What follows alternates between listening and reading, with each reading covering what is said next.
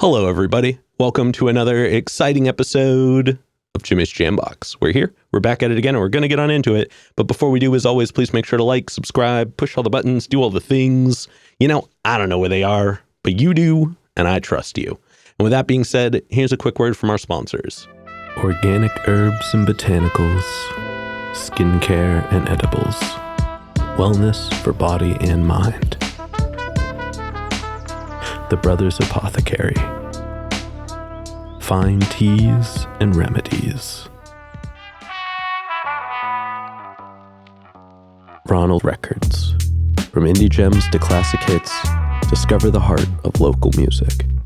With live shows all the time, up close and personal, and regular releases on their in-house label.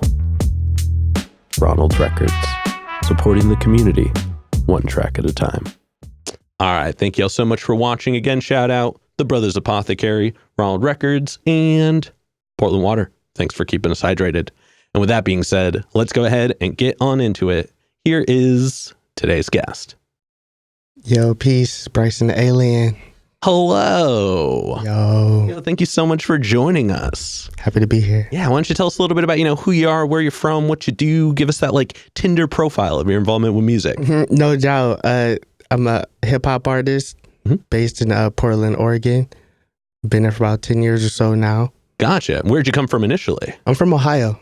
Okay. Well, we'll find out what brought you here in a moment. Let's go right to the beginning. What got you into music initially? Oh, man. I kind of come from a long line of musicians and artists and stuff from my family, so I was kind of always around it. I was also in band as well, so. Gotcha. Yeah, so you were born into it. Yeah. And what did your parents do musically? Ooh, my mom did a little singing, but mostly my dad's dad was in choir. Okay. Singer as well too. Gotcha. And then my brother, rapped and made music and stuff as well too. Okay. And then what did you do in band growing up? Ooh, play saxophone. Nice. Okay, so you were just around the powerful instruments. Yeah. Oh yeah. And then when did you move more into the world of rap and hip hop? Probably right around high school age. Okay. Just starting to mess around on the computer. Garage band. Shout out Garage Band, right? And Audacity. Exactly. So it was kind of like that, and then as I got a little older, just started to get more and more real. Gotcha. Okay. And then why did you move out to Portland? Ooh, long story short, I had a good friend I grew up with back home that eventually moved to Portland after living in Anchorage, Alaska for a little bit. I got in trouble in school. His mom took him off to Anchorage, finished out high school there. Some of his friends that he graduated with moved to Portland. And then, he just invited me to visit. And it was super fun, and I eventually came back. Okay, cool. And did you come out here just for a change of scenery? Were you looking to chase music as well? Both, definitely. I feel like I wanted to just try and move somewhere that had more going on. Where I'm from is just it's not too much to look forward to all the time. But here, in this area, everything's always being built. Construction everywhere, Oh boy, don't I know it. So it's just nice to be around progression. Yeah. And you said that was about 10 years ago now? Yeah, yep. I visited in 2014, and then I moved here in 2015. Gotcha. Oh, hey, you moved here a year before I did. Nice. Okay. Yeah. And then before we get into more of what you do in the present day, I do have a couple foundation questions I like to check in with everybody on. And this first one is one we ask early, it's one we ask often, and it's definitely a crowd favorite. What was the first album you ever bought with your own money? Outcast Speaker Box. Whoa. Below. Okay. And I got the edited version. No. Wait, on purpose, or did you not realize? I think my mom was like, "No, get the clean version." Okay. So it was a parental decision. I was 11 or something. So. I guess that's fair. I mean, I figured out LimeWire pretty early in my life, so I was finding things that I was like, oh, there are clean versions of these songs. Right. Yeah, but that is definitely super solid one. Yeah. What was one of the first live shows you ever went to that was specifically one you wanted to go to? So you saw it was happening, got the tickets, and went to it. Wow. It's funny. I really didn't start going to shows until I moved here to Portland, but I feel like the first one I went to that I like intentionally did was George Clinton. Whoa. The Funkadelics, they played in Portland. Yeah, damn. I believe it was Crystal Ballroom, that venue there. So hell yeah, that actually explains a lot about your music. But that is a really cool first show. Yeah, first show for like major. Yeah. Hell yeah. Well, thank you for sharing those. Of course. Now, before we officially get into it, and I guess you've been in music for a long, long time, just by generation standards. So if there isn't a specific one, that's fine. But do you have a defining moment where you decided you wanted to take music more seriously? Ooh. Yeah, I feel like right when I used to go with my brother to his sessions, because he had like friends that record and stuff, and I would just like tag along, and I would just watch. I was like kind of like younger, so I was just like a fly on the wall. But I feel like after a few times of going with him, then I was like, man, maybe I should just try. Yeah. I already love music. I'm already obsessed with it. I'm already around all of this anyway. So I just started getting ideas and getting the ball rolling. Oh, yeah. And then you never looked back. Yeah, no, I definitely. Yeah. Well, then let's go ahead. Let's get on into more of you in the present day. We are going to get a super easy one out of the way. How'd you pick the name? Wow. When I moved here in 2015, it was like right before I put out my first tape, Hail Mary. I was going back and forth with names. First, I was just going to just use my name, my government name. But then I started applying more like ethereal, spacey elements to like the music and kind of like how I was like rolling out the stuff. And then it just kind of dawned on me to say Bryson the Alien, because it's like I already wasn't from here anyway. So I just kind of like ran with it. Gotcha. Okay. And just to confirm, Bryson is your first name, though. Yeah. Okay. I had somebody a little while back who like their music name was a very normal name, but it was nowhere near their real name. Absolutely. Yeah. I like to confirm now, but it's definitely a cool name. Thanks, dude. Now I want to talk about your writing process a little bit, and we're going to break it up into chunks, but we're going to start right at the beginning. Love it. So when you get inspired, you're ready to make music. What are some of the things you do to get a track started? That is a good question.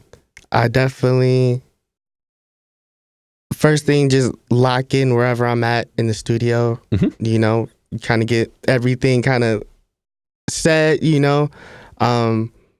and also just kind of, I probably put the beat on loop, listen to it, vibe with it, see if anything kind of stands out, any lines pop out, and just kind of live with it for a little bit and see what kind of comes of it.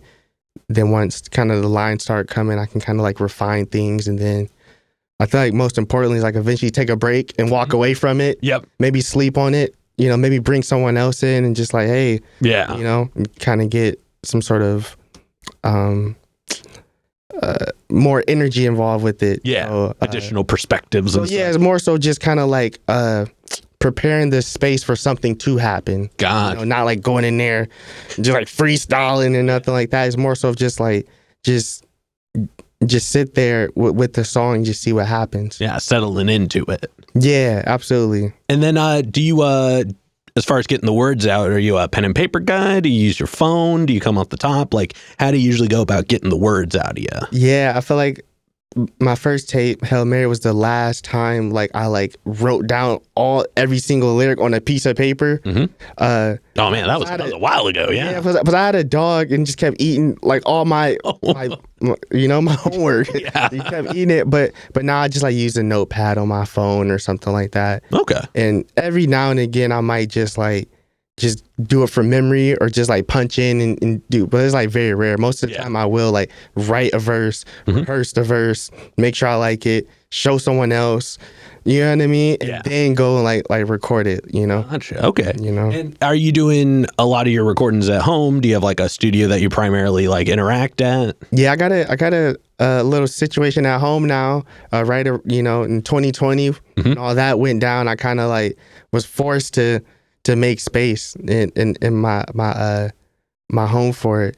God. Yeah, I do primarily it all there. Okay. Which is cool. And then as far as like beats go, How do you go about picking them out? Are you getting them online? You making them yourself? You got the plug. Like, how do you go about picking those up? It's a mixed bag. It just depends. Like, primarily, I do like to maybe work with like a producer for certain tapes, but then there's certain tapes I have that's kind of like a grab bag of inspiration. Like, oh, here's some of my favorite producers. Let's put them all in one tape. And then I have a few where like I like make the beats and handle the production and curating. Okay, cool. It's just a mixed bag. I have stuff with just solo producers. Like I said, I have like the all-star tape, and then I have like stuff of me, just my world, so it just depends on what needs to be done at the moment. Yeah, hell yeah. What are you using to produce, if you don't mind me asking? Oh, I don't mind. I've been using Ableton lately. Nice. This is an Ableton-based show, too. Let's go. Don't have to edit it later. No, seriously, love Ableton. Easier with Ableton, know? Yeah. And I'm not going to go down the rabbit hole. I worked at Guitar Center for 10 years, so I know a lot of like the back-end stuff for Ableton, too, as far as like why it's cool, but that's not interesting to people listening, so we'll save it for later. No doubt. And then once you get a track finished writing, so it doesn't have to be like recorded and released, but you're ready to start memorizing it, you're ready to start getting it out there. How long does it usually take you to feel comfortable enough to perform a track? Ooh, that's a good question. Typically, I perform songs that are already out. So I guess the song would have already reached that final point. I think when I definitely was first starting and doing open mics and stuff, I was taking like stuff I wrote or memorized to the functions and doing it that way. But now most of the time it's like I'm just playing songs that people already listen to and like. Okay. But definitely I will hope I'll at least get a month or two before a show. Yeah. To hone things in, Okay. But if I'm not on tour and just seasoned, it's cool to just have a little bit of advance time, just kind of shake the rust off before the show. Yeah. Well, you have a ridiculously big catalog, so it's not like you need to be like, I'm pulling out the new for this, you guys. Yeah. Yeah. And actually that segues well. Let's go ahead and let's talk about some of your music. Dope. So I jumped on ye old Spotify, and like I said, you have a wild amount of music going all the way back to 2016, including a whopping 10 albums. And your sound is really cool. Your delivery is like loose and tight at the same time. It's kind of like a Dilla beat, but on like the vocal side of things. Oh, thank you. And it's really well put together. Like, unfortunately, I did not have enough time to listen to everything you've put out, as much as I would have loved to. But I did, as far as like due diligence goes, I went through every album and checked out a few tracks from there. Oh. And I really like how all the way through, you've clearly stayed true to yourself. There was never a track where I was like, oh, he was trying to get outside of who he is. But the progression is very much there. The like, as time has moved on, like clearly there are like influences that like came in and out. And you have a wide variety of sounds with your own. Like even, what was it, SFA off of The Greatest Adventures of? Yeah. That probably one of my favorite tracks of yours. Let's go. It's super funky. There were those like rock moments that I thought were cool, and those like weird like 80s drum machine breakdown moments. Like that, big fan. I just wanted to point that one out. Thank you. To your most recent album. Thank you. Yeah, and your most recent album, In Space, from the get, super cool. It's definitely some of your strongest work. Thank you. I mean, Plug One. Like the second I heard that, I was like, all right, we're in for something here. And from there, the album just gets better. It's super smooth. It's very vibey. The beats are like funky but trippy, and like you just came out swinging. Like all the way through. It's cool because your delivery is a little bit different on every track. Sonically, phonetically, and all of your features were powerful. It's like every single one of them really added something texturally to the album that made it nice. And this might be a weird take, but I always try to like think of what things sound like because we're in that time. And I feel like yours is like a loose mix of like your old Droog, Flatbush Zombies, and like if they were hanging out with like Mono Neon and Thundercat. Let's go. Yeah. But I've already gone very long. Normally, this is where I ask a specific follow-up question, but I have an extra one I'd like to ask you specifically. Yeah. I was looking at, the cover art for your most recent album, and it said it was produced by Blue. Is that like the Blue from LA? Yeah. Oh man, I'm a big fan. Do you mind if I ask like how that connection came about? Oh yeah, dude. Well, pretty much back in like right before my first tape, actually, 2015, Blue was having a beat sale. It was when I had the Bird app. Yeah. And I just reached out to him then and got a few beats, and those eventually like made it to other tapes and stuff like that. And then at the top of last year, like January, I like hit him up for more stuff, and I sent him the songs we already did, and he's like, "That's dope." So he just kind of like they gave me access to the folder. Oh hell yeah! And I kind of just like made an album out of what I had. Worked out the splits and all that sort of stuff. So that's kind of how that next phase of it went. First it was just getting some beats. Then it was like, hey, I guess we're getting an album out of it.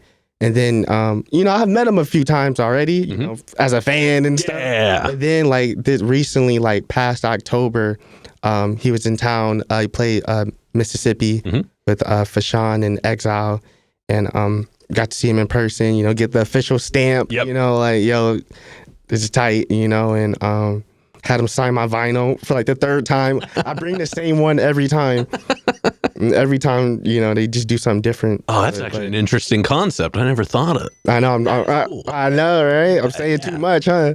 But yeah. So I just kind of reconnected with them with that, and then have like his numbers, like tag, try not to spam him. Too much BS, but like he's definitely one of my heroes too.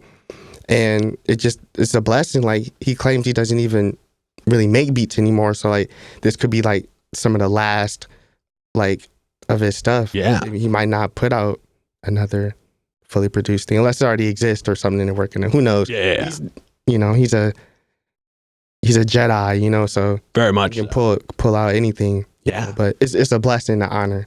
Very much so. And thank you for sharing that. Like I said, when I saw that, I was like, I gotta do it. I gotta know. Cause like I said, I big fan. Dope. But now back to the normal question that happens here.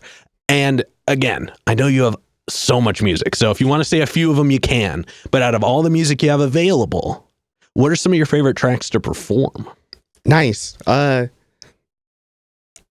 felt like Guide Me to the Light off Hail Mary. Wow. We New York. Van Gogh, Rolling Stone, and 007. Man, it's a lot. I got a song called Sex After Work. It's pretty popular as well. Wow.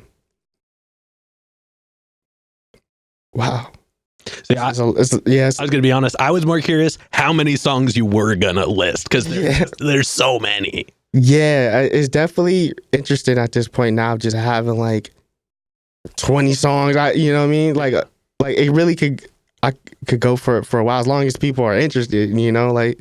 But just like you said, I try and have a variety. So you don't just get bored. Yeah, and I imagine you probably do a pretty good job of like styling your set based off of like the show you're doing. Absolutely, and like the artists that are there too, and things like that. And exactly. Do you ever pick songs based off of like areas that you're more popular or not? Like ones where like you like have like stats telling you that people know you in that area? Yeah, absolutely. I feel like especially nowadays with having that access to this data, you're like, it would behoove you to not use it, So like definitely, like if I'm playing here in Portland or like LA or like someplace, I'm definitely like looking at numbers and seeing if anything sticks out. Yeah, totally. And then, do you mind if I ask, like, who are some of the like cool people you've ever performed with? Ooh, wow! It's a first time question too. So right. I played a show with Fat Tony and Cadence Weapon.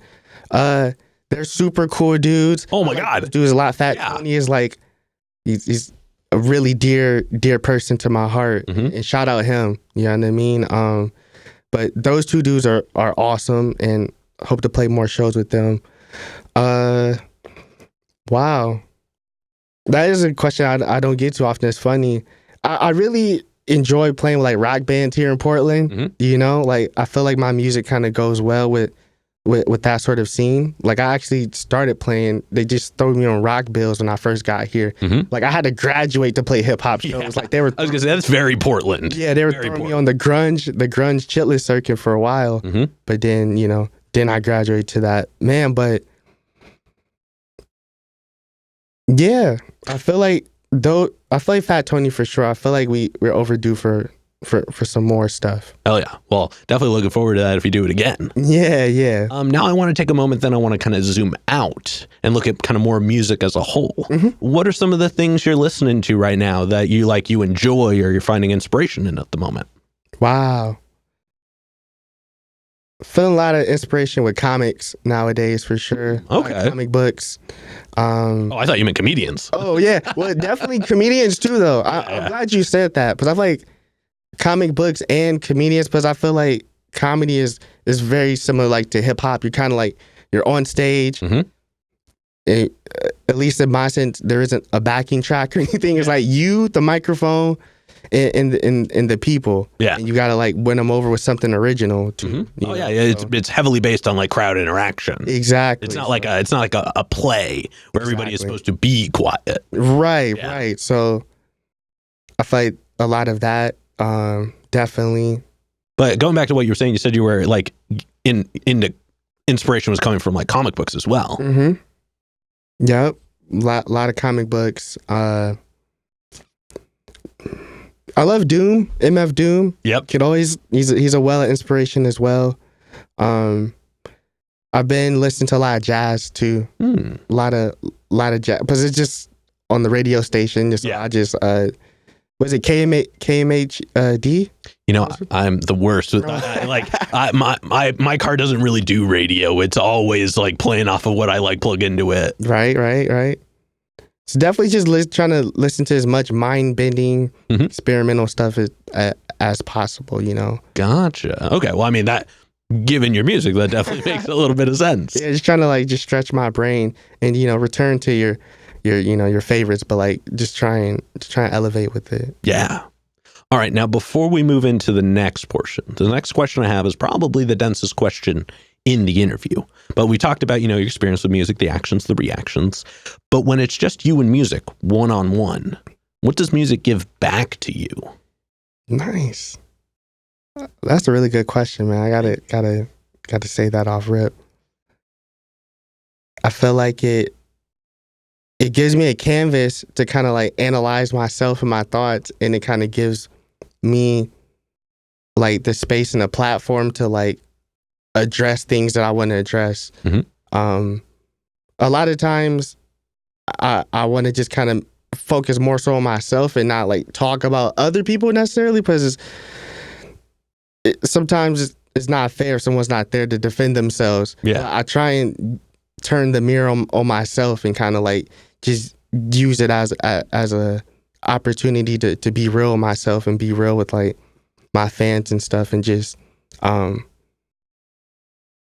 really just deep dive, because I feel like a lot of times in this world, and even just being men and stuff, you're not always allowed that space to do that unless you make that space. You hang out with your buddies, or you make music, or you make art. It's usually not provided.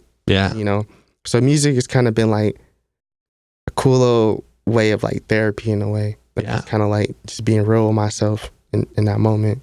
Oh yeah. Well, thank you for sharing that. No doubt. All right, now we're going to move on to some hypothetical questions. Let's go. It's about to be fun. Yeah, and for these, sky's the limits. The questions are all made up, so the answers are allowed to be as well. But this first one is pretty straightforward. If you could work with any one person, the only requirement is they have to be alive. Who would you want to work with, and how would you want to work with them? Man, I guess I got to shoot for the stars to say Rick Rubin. Okay, hell yeah. Rick Rubin, and we just can't wear shoes or socks, I guess. Yeah. I think he would be dope just because, he just has such a rich history. And I would love to see him just put his magic on the production and just curate that. Yeah, very much so. And then subsequently, and this might be a little bit of a tougher one, who's a local artist that you're aware of that you haven't gotten to connect with yet, but you would like to? Wow. I don't know if she's still here, but Haley Hendricks. She's like a folk artist. Wow. Is that band Sunbathe? Are they from? I'm getting a yes from off camera. Okay, Sunbathe. Sunbathe. I like that band a lot. Man, let me see if I think of. Wow. There's so many. This is a fun question. Let's see. Wow. Lath. He's a country artist. You heard of him? Yeah. Yeah, I've met him a few times. He's super cool. I think I feel like we would make some fun stuff. Yeah, hell yeah. Well, everybody, you know what to do. Add all of them in the comments. Let's see if we can make that happen. And then for this next one, like I said before, sky's the limit, and it's pretty literal in this sense. But if you could perform anywhere in the world, and you wouldn't have to worry about crowd access or building stability or power, it was guaranteed the best lineup, guaranteed the best show, and it doesn't have to be a venue. It could be anywhere. Where would you want to perform? Man, definitely got to go to Sweden. You know, with the Punk Slime album, you know, they're label based in Sweden. That's the Great Adventures of album. So I feel like I'm overdue for a Sweden trip. So it would be cool to run that circuit there. Yeah. Oh yeah, that's a cool answer. Yeah. All right. And then to wrap up the hypothetical questions, if you could get one more album from anybody, they could be alive, they could be dead, they could have not put out an album in 100 years, they could have put out an album yesterday. Who would you want an album from? Wow. Sade. Oh, what a good Sade. Good answer. However it's pronounced. Y'all know who it is. Like, yeah. I would love that. Hell yeah.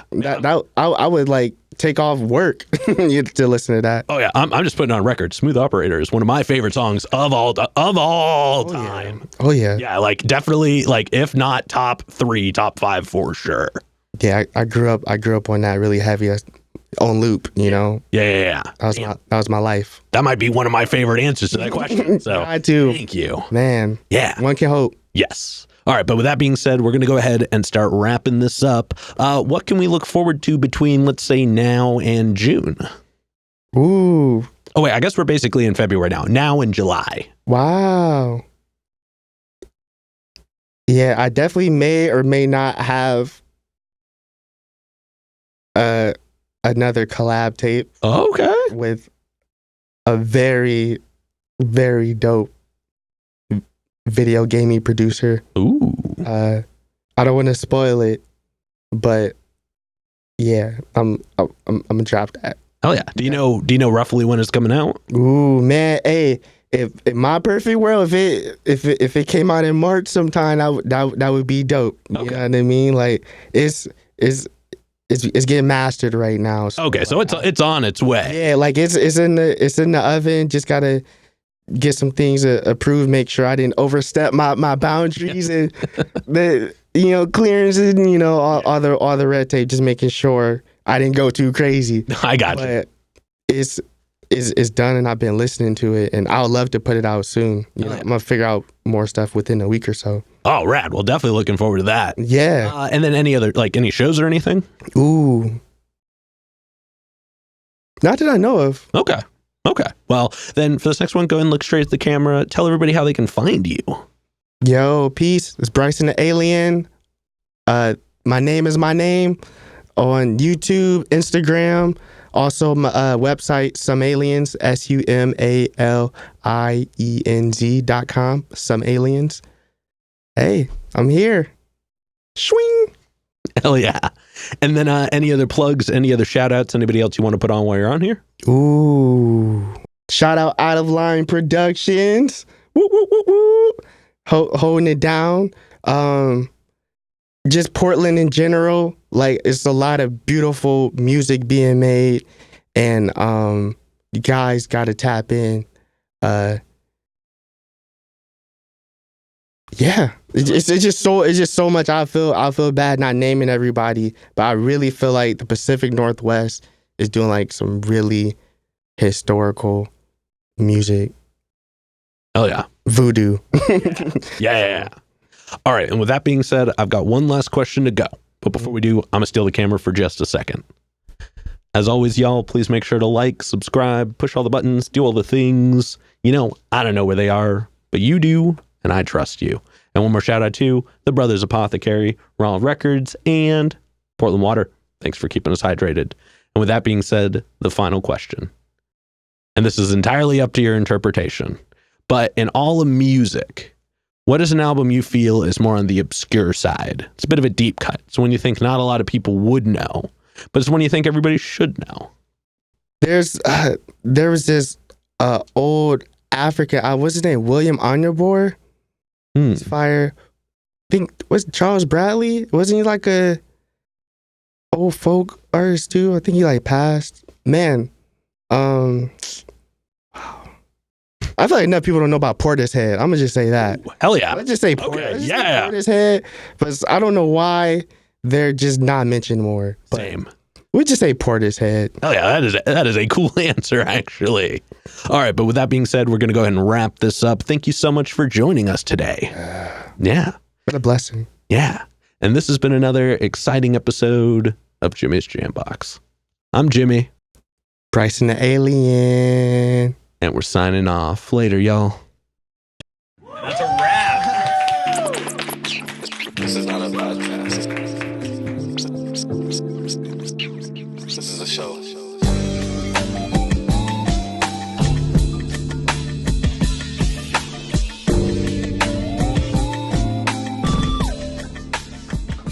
Keep jamming.